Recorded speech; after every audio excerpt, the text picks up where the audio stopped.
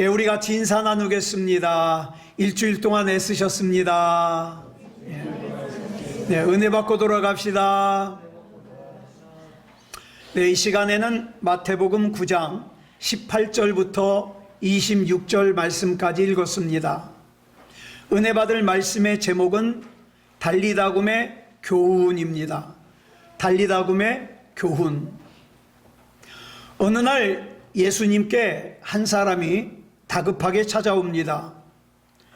본문 18절을 보니까 이 예수님을 찾아온 사람을 한 관리라고 기록하고 있는데, 같은 내용을 기록하고 있는 마가복음 5장을 보면 이 사람이 회당장인 야이로라는 걸 알 수 있습니다.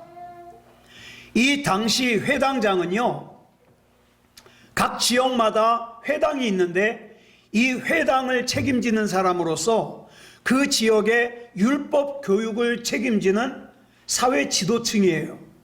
높은 사람입니다. 근데 이런 사람이 체면이고 뭐고 다 집어던지고 예수님께 와서 그 가난한 예수님께 와가지고 무릎을 꿇고 절박한 심정으로, 간절한 심정으로 눈물을 흘리면서 자기 딸을 살려달라는 거예요. 성경을 보면 회당장 야이로의 딸의 나이는 12살입니다. 12살이면 초등학교 5학년쯤 되죠. 근데 이 아이 좀 살려달라고 간절하게 구하는데, 예수님께서 이 아이를 고치러 가시던 도중에 아이가 죽었대요. 거기 모인 모든 사람들의 반응은 이제 모든 상황은 다 끝났다는 거죠. 낙심이죠. 좌절이죠. 절망이죠. 그런데 예수님께서는 그런 낙심하는 분위기를 뒤로 물리치시고 그 죽어있는 소녀에게 가서 달리다굼 말씀하시고 살려내십니다. 여기서 달리다굼이라는 이 단어는 아람어예요.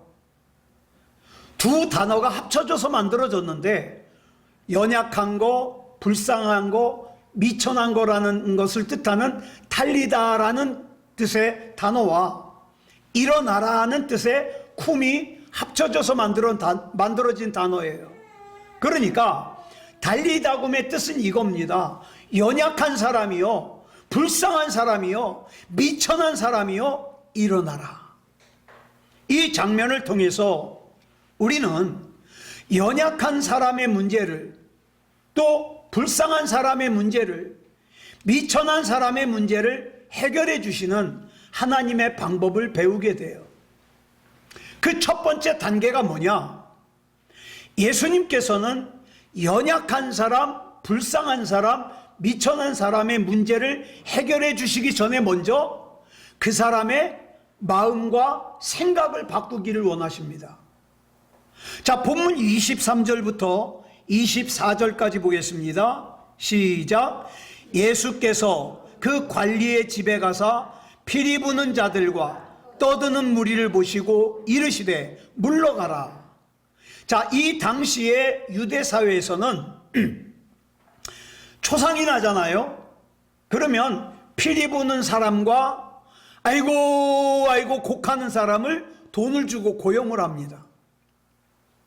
초상집 분위기를 돋우기 위해서죠.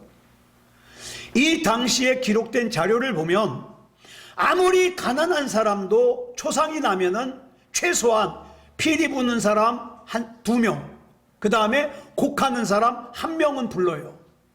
그런데 이 야이로는 회당장이잖아요. 지역 유지잖아요. 지도층이잖아요. 그러니까 아마도 피리 부는 사람과 곡하는 사람을 많이 샀을 것이다, 이렇게 짐작합니다. 그런데 예수님께서 그 초상집에 가셔서 제일 먼저 하신 일이 뭐냐? 이 초상집 분위기를 돋우는 피리 부는 자들과 곡하는 자들을 물러가라는 거예요. 자, 여기서 이 초상집 분위기를 돋우는 사람, 무슨 뜻입니까? 더 낙심하게 하는 사람, 더 좌절하게 하는 사람, 더 절망하게 하는 사람, 더 포기하게 하는 사람, 그런 사람이에요. 물론 죽은 회당장 야이로의 딸은 살아나지 않았습니다. 아직. 이 소녀가 죽어 있다는 상황은 아직 달라지지 않았는데 예수님께서는 그 상황을 바꾸시기 전에 먼저 그 상황에 지배당하고 있는, 그 상황에 눌려있는, 낙심하고 절망하고 있는 마음과 생각을 먼저 바꾸라고 요구하시는 거예요. 누가복음 8장 52절을 보면 이렇게 말씀하고 있습니다. 시작. 모든 사람이 아이를 위하여 울며 통곡하며 예수께서 이르시되 울지 말라. 자, 보세요. 지금 울 수밖에 없는 상황인데, 그리고 그 상황은 변하지 않았는데 예수님께서는 상황을 바꿔주시기 전에 먼저 그 상황에 끌려가지 말라는 거예요. 울지 말아라. 그러면 상황에 끌려가지 말라는 게 무슨 뜻입니까? 맞아요. 지금 당연히 낙심할 상황이에요. 그렇지만 낙심하지 말라는 거예요. 당연히 두려워할 상황이에요. 근데 두려워하지 말라는 거예요. 당연히 염려할 상황이에요. 근데 염려하지 말라는 거예요.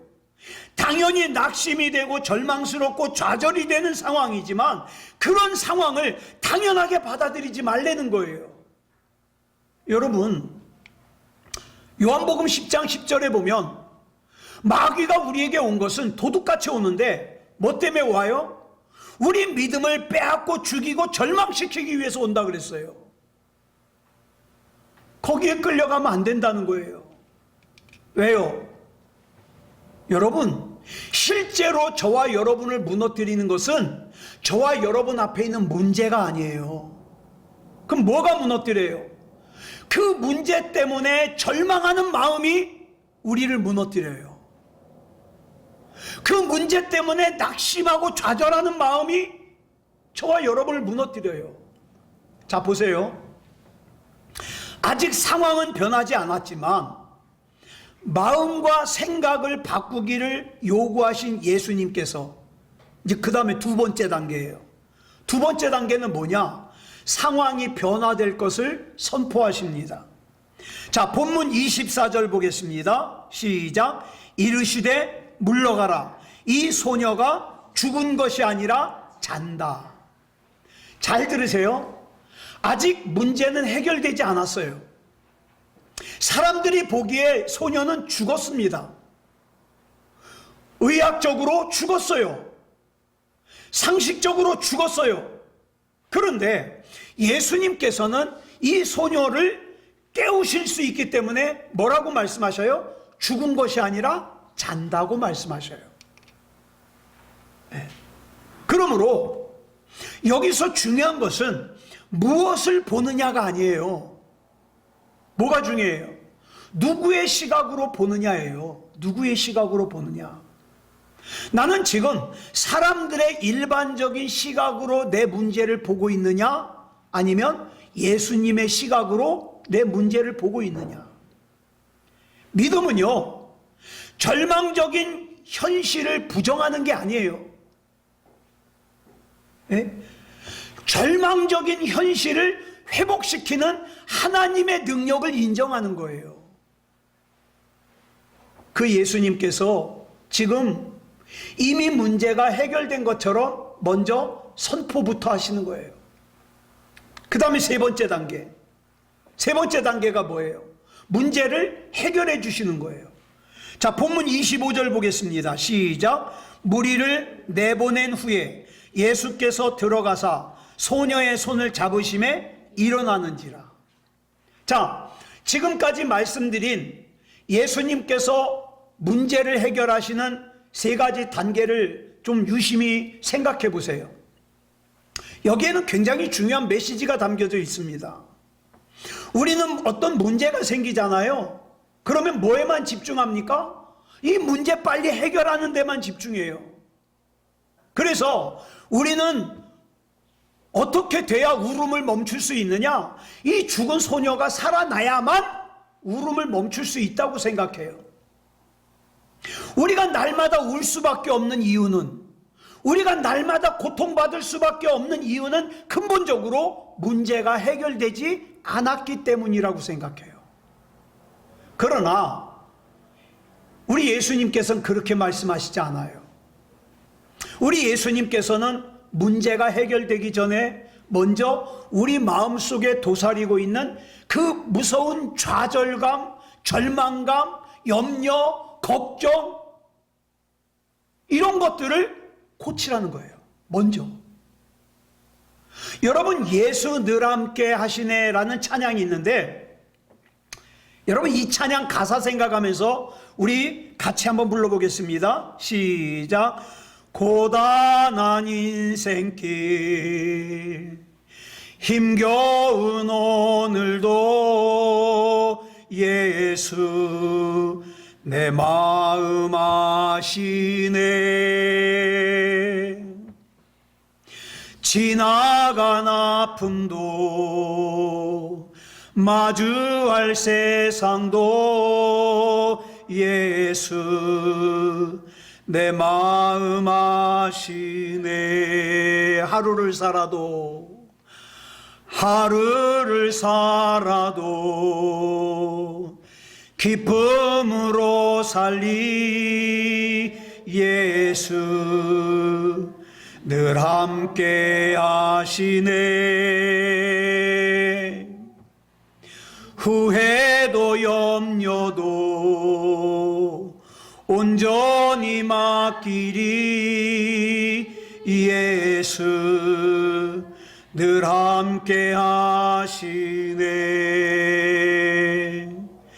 믿음의 눈 들어 주를 보리. 이 또한 지나가리라. 주어진 내 삶의 시간 속에 주의 뜻 알게 하소서. 아멘. 주님께서는 저와 여러분의 마음속에 초상집 분위기를 만들어내는, 어둡고 부정적인 생각을 만들어내는 피리 부는 사람들과 애곡하는 사람들을 먼저 우리 마음속에서 내보내라는 거예요. 너는 그렇게 무너질 존재가 아니다. 너는 그렇게 깨질 존재가 아니다. 내보내라. 여러분, 심판받아야 될 사람은 하나님께서 심판하십니다. 위로받아야 될 사람은 하나님께서 위로하실 거예요. 그러니까 우울한 것을 당연하게 받아들이지 말고, 답답한 것을 당연하게 받아들이지 말고 예수 그리스도 이름으로 거절하라는 거예요. 왜? 내 인생은 예수 그리스도께 달려있거든요. 그래서 잠언 23장 7절을 보면 이렇게 말씀하고 있잖아요. 시작. 대저 그 마음의 생각이 어떠하면 그 위인도 그러한즉. 마음이 세속적이면 그 사람은 세속적인 사람이에요. 마음이 영적인 사람이면 그 사람은 영적인 사람이에요. 내가 아무리 내 입으로 나 하나님을 믿는다, 나 하나님의 사람이다 그래도 내 마음이 세상에 걸려 있으면 그 사람은 세상 사람이에요. 여러분, 그 사람의 마음이, 그 사람의 생각이 그 사람의 인생과 삶을 결정짓는다 이 말이에요. 우리 마음속에 울어주는 사람을 고용하고, 애곡하는 사람을 고용하고, 피리 보는 사람을 고용해가지고 초상집 분위기를 만들면 어떻게 돼요? 그 사람은 좌절의 사람이 되는 거예요. 절망의 사람이 되는 거예요. 저는 오늘 이 말씀을 통해서 하나님께서 저와 여러분에게 주시는 메시지가 바로 이것이라고 생각합니다. 맞아요. 저와 여러분을 둘러싼 상황, 처지, 형편은 변하지 않았어요. 바뀌지 않았어요. 그러나 그럼에도 불구하고 내 마음속에서 나의 절망스러운 분위기, 염려 가득한 분위기, 완전히 침체된 분위기를 돋우는 피리 부는 사람들과 애곡하는 사람들은 우리 주 예수 그리스도 이름으로 명하노니 떠나갈지어다. 먼저 몰아내라는 거예요. 내가 지금 걱정하고 좌절하고 절망하는 것이 당연하다고 생각하는 그 생각을 몰아내라는 거예요. 내가 불안해하는 것이 당연하다는 생각을 몰아내라는 거예요. 내가 낙심을 하고 좌절을 하고 절망하는 것이 당연하다고 생각하는 것을 몰아내라는 거예요. 우리는 오늘 이 본문의 사건을 통해서 우리 하나님께서 저와 여러분에게 주시고자 하시는 몇 가지 메시지를 발견할 수 있어요. 저와 여러분 가운데 근심거리, 걱정거리, 염려거리가 하나도 없는 사람은 없을 겁니다. 염려, 걱정 없는 사람은 저 공동묘지 가면 많아요. 저와 여러분 살아있는 동안에는 염려, 걱정 없이 살 수가 없어요. 그런 우리가 어려운 문제를 직면했을 때 반드시 기억해야 될 것이 있어요. 그건 뭐냐? 첫째, 예수님의 시각으로 문제를 보자 이 말이에요. 예수님의 시각으로. 자, 회당장 야이로의 딸이 죽었어요. 똑같은 상황이에요. 근데 이 상황을 보는 시각이 두 가지예요. 하나는 예수님의 시각. 아이가 잔다. 아이가 잔대요.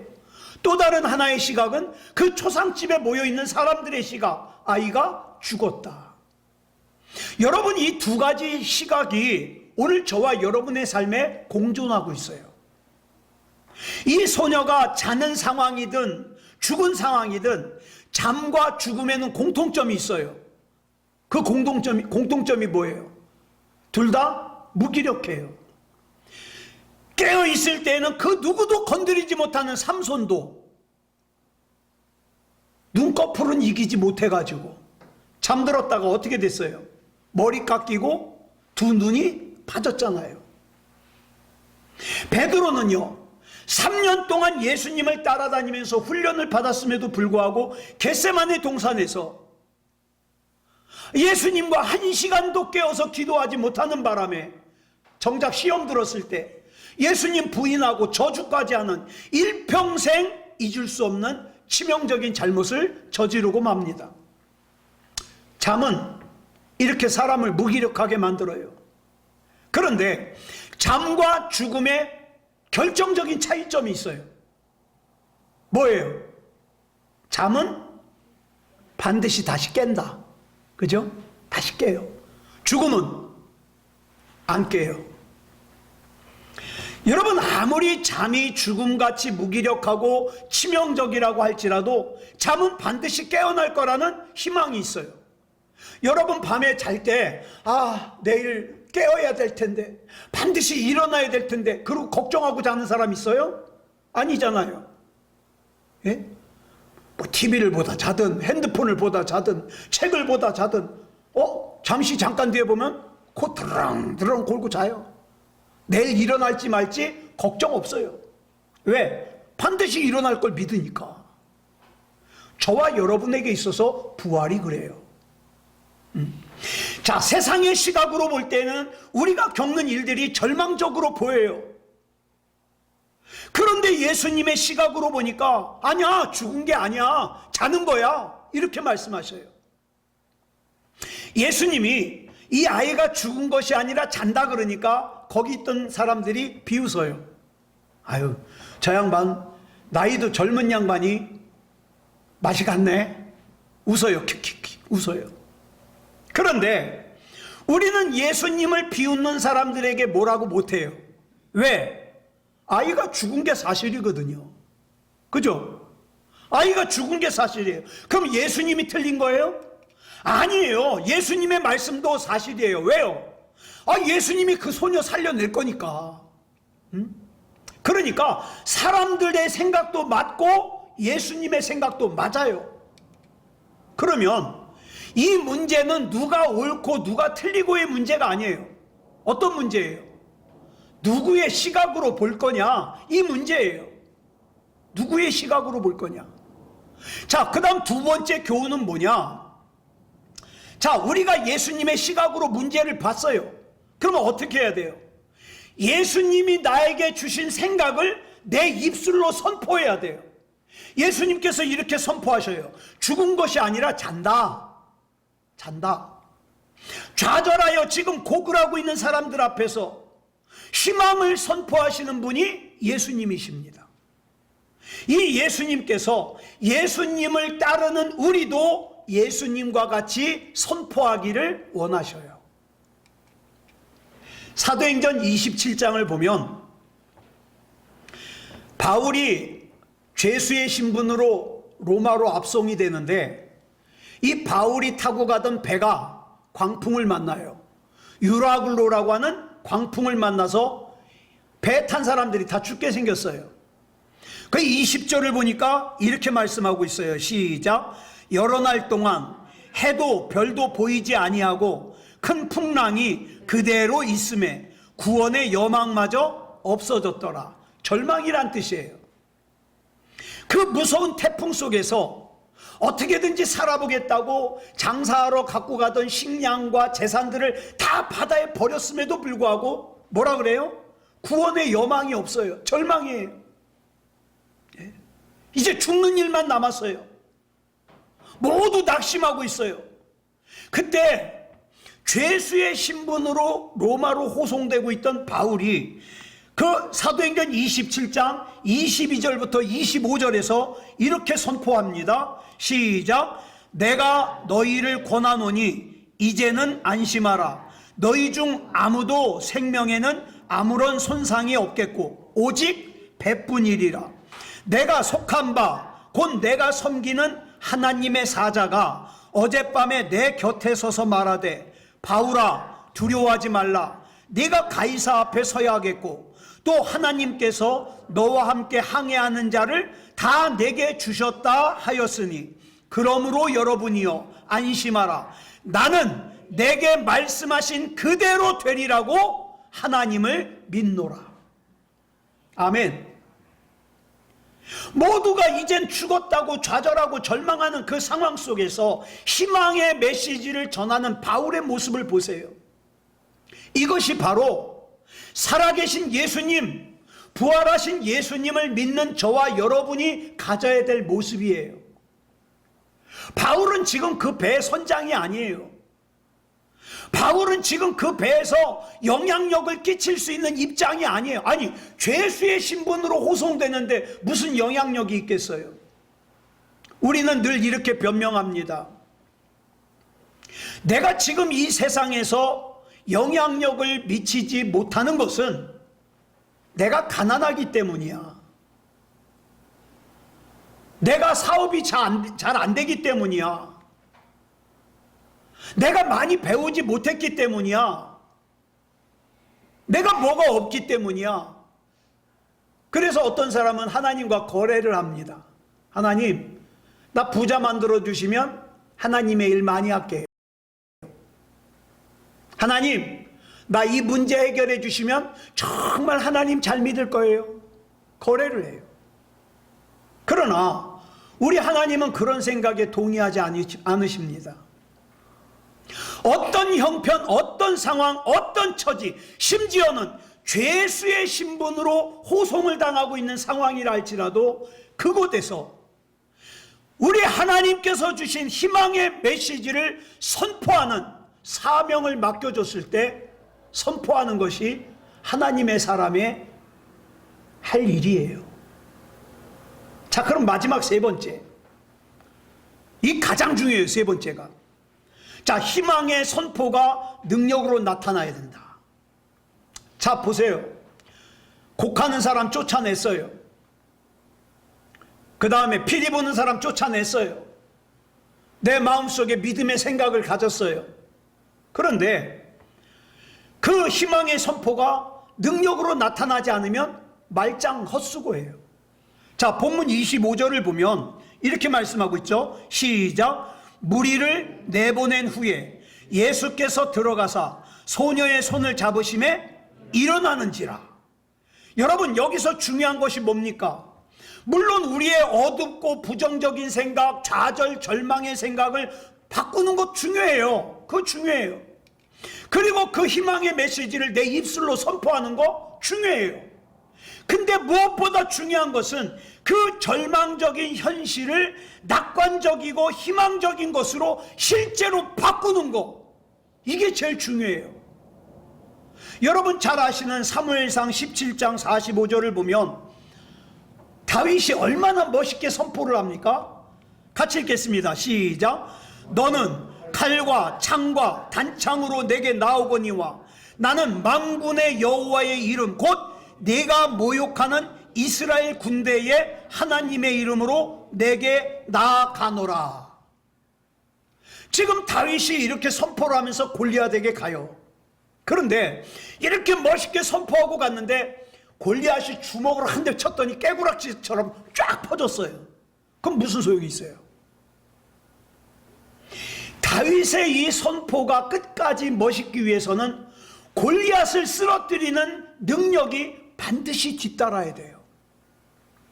여러분, 저와 여러분이 왜 반드시 승리하는 삶을 살아야 되는지 아십니까?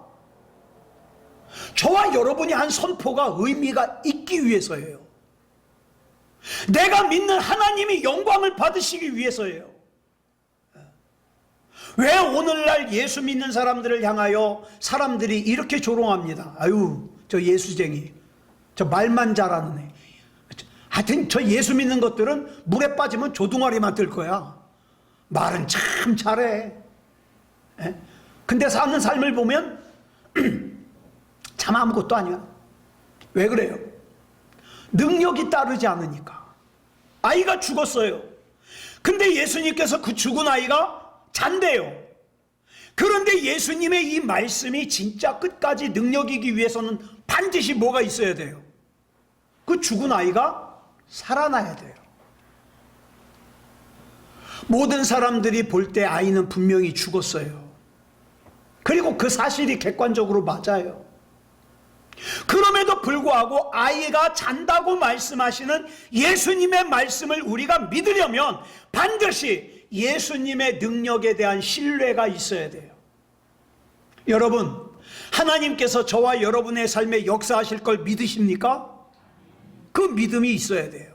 신뢰가 있어야 돼요. 꿈만 크게 가진다고, 목소리 크게 선포만 한다고 되는 게 아니에요. 정말 하나님께서 역사하심을 신뢰해야 돼요. 신앙생활을 잘하던 사람도 고난이 조금 장시간 지속되잖아요. 그러면 회당장 야이로의 집에 있던 사람들처럼 그 문제가 해결되는 것에 대해서 비웃게 될지 몰라요. 야, 내가 이 문제 가지고 엄청 오래 기도했거든. 근데 해결이 안 됐거든. 비웃을지 몰라요. 또 겉으로는 믿음이 있는 척하면서 속으로는 날마다 세상과 짝하여 애곡을 하고 피리를 불고 있을지도 몰라요. 야, 우리 목사님 자꾸 하나님 말씀 보고 그 말씀 붙들고 기도하라 그러는데 그 기도한다고 돼? 기도 안 해요. 왜? 믿어지질 않으니까. 이런 사람들에게 마태복음 8장 26절에서 이렇게 말씀하셔요. 시작. 어찌하여 무서워하느냐? 믿음이 작은 자들아. 여러분, 왜 간절한 기도를 하지 않습니까? 마음은 원이로되 육신이 약해서예요? 육신이 약해서 기도하지 않는 게 아니에요. 하나님의 능력이 믿어지질 않아요. 예. 그래서 기도 안 와요. 게을러서 기도 안 하는 거예요. 그렇다면 왜 간절한 기도를 하지 않는 거예요? 믿음다운 믿음이 없거든요. 믿음이 있는데도 간절한 기도를 안 하고 있다면 왜 그럴까요? 절박함이 없어요. 아직 살만해요. 내가 굉장히 배는 고픈데 그래도 쥐엄 열매, 먹고 견딜 수 있는 쥐엄 열매, 돼지들이 먹는 거, 쥐엄 열매라도 있으니까 절박함이 없어요. 사랑하는 여러분, 주엽 열매는 사람이 먹는 거 아니에요. 그건 돼지 먹는 거예요. 예. 저와 여러분에게는 하나님께서 영광스러운 음식을 준비해 주셨어요. 그러니까 하나님 믿고 기도해야 돼요. 시편 23편 5절을 보면 뭐라 그랬습니까? 빨간색만 시작. 주께서 내 원수의 목전에서 내게 상을 차려주시고. 여러분 보세요. 이 말씀을 보면 다윗이 우리 하나님을 소개하기를 뭐라고 소개하느냐? 원수가 보는 앞에서 보란듯이 나에게 밥상 차려주신 하나님이에요. 여기 나오는 상은 밥상입니다. 밥상. 그리고 이어지는 그 다음 빨간색 시작. 기름을 내 머리에 부으셨으니 내 잔이 넘치나이다. 다윗이 살던 시대에 집에 귀한 손님이 오잖아요. 그러면 최고로 대접하는 게 뭐냐? 그 집에 가장 귀한 기름으로 발라주는 거예요. 예? 뜨거운 태양에 손상된 머리와 피부를 발라주는 거예요. 자, 하나님께서 기름을 내 머리에 부으셨다? 무슨 뜻입니까? 하나님께서 나를 최고로 귀하게 여겨주신다는 거예요. 사람들은 나 알아주지 않아도 괜찮아. 하나님이 나를 최고로 알아주신다니까요. 그 기름을 부어주셔요. 그래서 다윗이 뭐라 그래요? 내 잔이 넘치나이다. 이 넘치는 은혜가 있기에 우리의 병든 몸이 건강해질 수 있는 것이고 우리 인생의 문제도 해결될 수 있는 거예요. 여기서 우리 주님께서 삶을 차려주신 장소가 어디라 그랬어요? 좋은 환경에서? 아니요. 원수의 목전에서. 난 아까 우리 이삭이가 대표 기도를 하는데 나는 그 기도 어떻게 감당하려고 그렇게 기도하냐? 예? 가시를 달래. 나는 이런 대표 기도 난 처음 봤어요. 목사인 나도 기도할 때 그래요. 하나님, 만에 하나 제가 가시가 있다면 저 죄 빨리 찾게 깨닫게 해주시고 가시 좀 빼주세요. 난 그렇게 기도하거든. 저보다 나요. 아까 딱 들어오는데 담임 목사 같더라고. 가시를 달래. 가시를. 여러분, 다윗을 향한 하나님의 은혜를 하나님께서 자신에게 베푸시는 밥상에서 발견합니다. 밥상. 이 밥상은요, 한두 가지 음식만 차린 게 아니에요. 상다리가 부러지도록 차린 진수성찬이에요. 그러면 도대체 여기서 하나님께서 밥상을 차려주셨다는 의미가 뭐예요? 여러분, 밥상은 아무에게나 안 차려줘요. 주님께서 원수의 눈앞에서 내게 진수성찬을 차려주셨다는 건 뭐냐? 이 뜻이에요. 야, 이 마귀야, 너 여기 밥 먹고 있는 창원이 네가 함부로 건드릴 존재가 아니다. 이 뜻이에요. 예? 이 뜻이에요. 우리 본문에는 원수라고 돼 있지만 원래 복수예요. 원수들. 다윗이 그동안 살아오면서 만나야 됐던 적들이 얼마나 많아요. 마치 이 원수들은요, 태어나기를 다윗을 속삭이기 위해서 태어난 사람들 같아. 그런 사람들이 있었겠죠. 자, 그런데 어떻게든 다윗을 곤란하게 만들고 난처하게 만들려고 하는 사람들이 있었을 거 아니에요. 하나님께서 다윗의 삶에 담아주신 하나님의 뜻, 하나님의 계획, 하나님의 비전을 담아놓으면 그 원수들은 어떻게든지 다윗을 망가뜨려 가지고 다윗의 영혼을 황폐하게 만들어서 그 담겨져 있는 하나님의 뜻, 하나님의 계획을 갖다가 비전을 다 망가뜨리고 마귀에게 쓰임받는, 무너지게 만들려고 하는, 마귀에게 쓰임받는 사람들이 있을 거 아니에요. 아마 여러분 주변에도 있을걸요. 어떻게든지 여러분 시험 들게 만들려고 하는 아주 마귀에게 충성스러운 사람들이 있을 거예요. 거기에게 끌려다니지 말아요. 우리에게는요, 그거 생각할 시간조차 아까워요. 그거 생각할 필요 없어요. 그러면 이런 다윗의 삶에 우리 하나님께서 목자가 되어주신 목적이 뭐냐? 다윗의 영혼을 살리시고 소생시키셔서 다윗의 삶에 담으신 하나님의 뜻을 이루시고 계획을 이루시고 비전을 이루기 위해서예요. 하나님의 목적이 그렇다면 원수 마귀의 목적은 뭘까요? 하나님의 나라를 무너뜨리기 위해서 다윗의 영혼을 황폐하게 만드는 것. 여러분 지금 어느 쪽에 치우치셨습니까? 내가 전보다 기도를 더 해요, 덜 해요? 내가 전보다 예배를 잘 드려요, 못 드려요? 내가 전보다 하나님을 만나는 시간이 많아요, 적어요? 그럼 둘 중에 하나예요.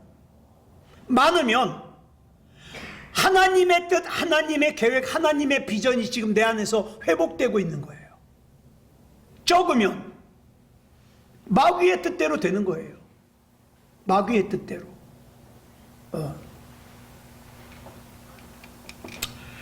오늘 본문에 나오는 원수의 목전에서를 헬라어 원문을 그대로 해석을 하면 원수들이 보라는 뜻이에요.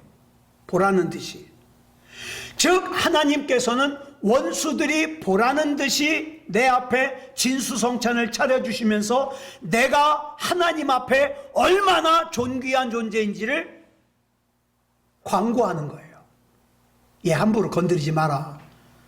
마귀야, 너 얘 함부로 건드렸다가 나한테 죽는다. 얘 건드리려면 나 먼저 통과해야 돼. 그 뜻이에요. 예.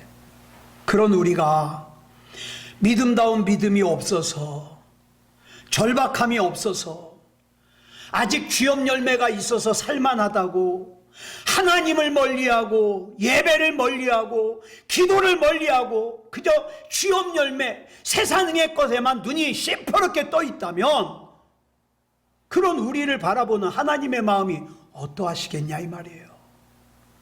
아무쪼록 저와 여러분 앞에 있는 문제를 우리 예수님의 시각으로 바라보고 예수님의 시각으로 보이는 가운데 있어지는 하나님이 주시는 마음과 생각을 내 입술로 선포하고 그 선포된 하나님의 말씀이 실제로 내 삶 가운데 능력으로 나타날 것을 신뢰하면서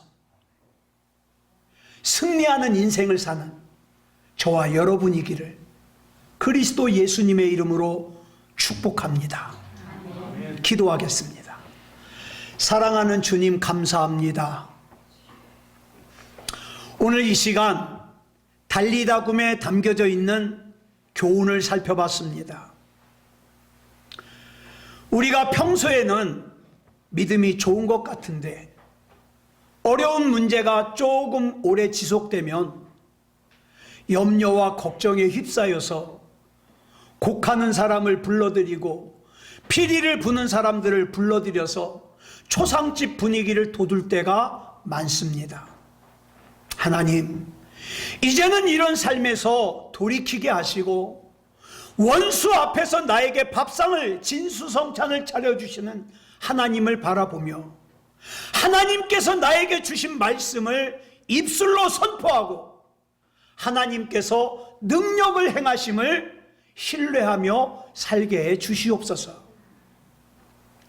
하나님, 나는 비록 질그릇 같은 존재지만 보배 대신 예수님을 품고 있습니다. 마귀가 나를 함부로 대할 수 있는 존재가 아님을 믿습니다. 믿음다운 믿음으로 승리하게 해 주시옵소서. 우리 주님께서 붙잡아 주실 줄 믿사오며 그리스도 예수님의 이름으로 간절히 기도드렸사옵나이다. 아멘.